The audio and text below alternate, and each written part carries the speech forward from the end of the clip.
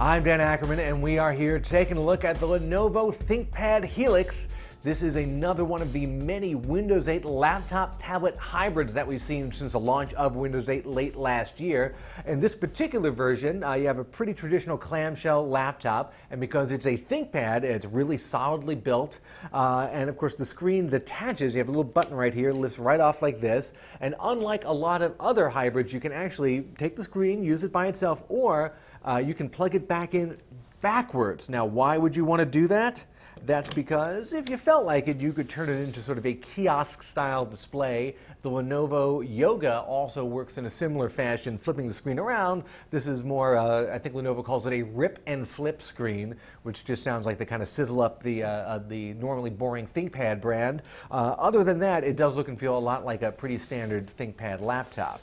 The hinge is pretty solid compared to a lot of the other detachable screen ones that we've seen. It's still a little bit fiddly, got a lot of little teeth and hooks to grip into here, and you do get this sort of weird little panel that folds over the back, sort of hides the hinge works. I call it the Helix modesty skirt. Now, one of the problems that we're having with the system, even though it's really well made, is that it's got Intel's last generation of processors in it, even though it's just coming out now.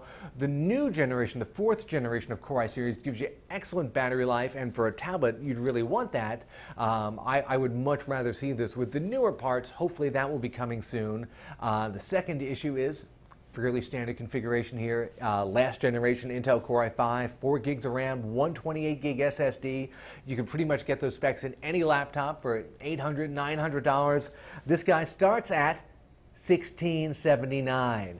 That does seem like a lot for those parts, even with the really nice construction and the cool hinge and the detachable screen. I find it hard to believe, unless your IT department is paying for it, you'd be willing to throw out that much for this particular configuration. I'm Dan Ackerman, and that is the Lenovo ThinkPad Helix.